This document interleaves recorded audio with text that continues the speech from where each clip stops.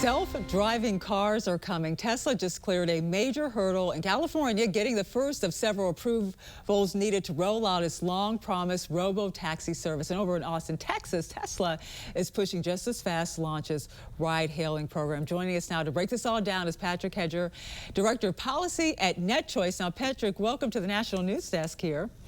Hey, thank you for having me. I mean, this sounds so exciting and futuristic, and hopefully we could see it soon. But the first thing on a lot of people's minds is safety. When you talk about cars driving themselves and with no one inside, basically, how does this work? How do we know these robo-taxis can actually make our roads safer? How can we trust them?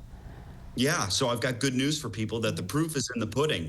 Waymo is another self-driving technology company, and they have over 7 million miles of real-world data. And so far, what we've seen is that we have an 85% reduction in injury-related crashes and a 57% reduction in police-involved incidents. So it's really, really exciting. And if you compare that to the numbers that we see in terms of crashes and fatalities and injuries on the road, we are talking about saving tens of thousands of lives with this type of technology if it's deployed nationwide. Well, you talk about Elon Musk told investors Tesla plans to roll out some of these self-driving rides as early as June, I believe. Is that the case?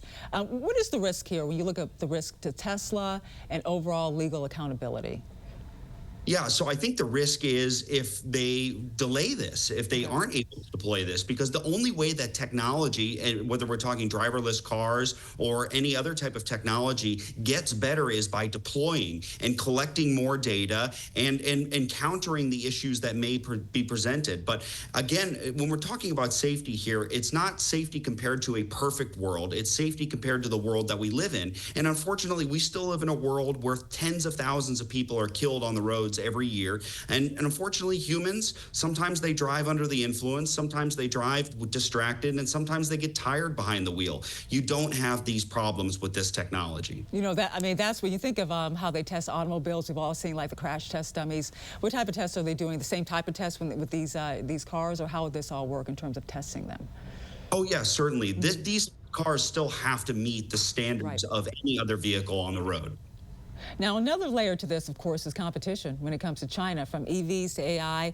It's a tech race. Could these robo-taxis help us in some ways stay ahead when it comes to innovation, entrepreneurship?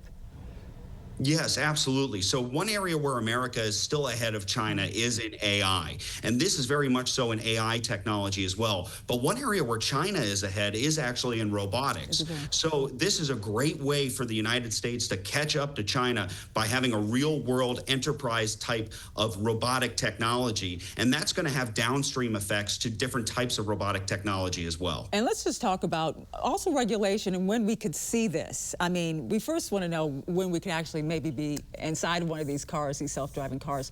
What is the timeline right now? Different cities.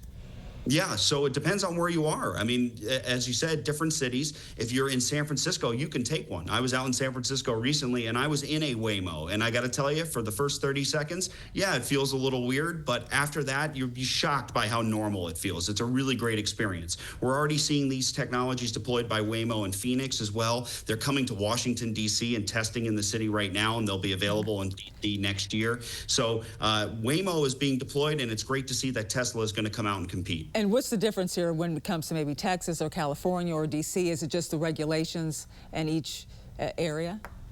Yeah, certainly. There are regulations that are also related to what we're seeing. This technology is being deployed in the ride-sharing economy or the taxi economy. So there are different state and local regulations there. But it's really important that we clear these regulatory hurdles and make sure that we maybe have some sort of national standard related to things like data privacy, which is really important for this type of technology. But having a patchwork of regulation from state to state is only going to delay this technology. And as I said earlier, the only way this technology gets better is by deploying and scaling and having more data to make it safer. Well, it's going to cost more, you think, to get in one of these cars? Instead of like calling Uber, you have a selfless driving car. You know, you got to wonder about the price, at least for consumers. Yeah, so at least in my experience, there's price parity, if not a little bit cheaper. And again, as the technology continues to deploy and scale, you'll see economies of scale and efficiencies that will allow it to be much cheaper. And this technology also may eliminate the need for you to ever own a car in the future. You know what? I like the sound of that, but that might not be great for the auto industry. Thank you so much, Patrick Hedger, Director of Policy at NetChoice. Thanks for joining us.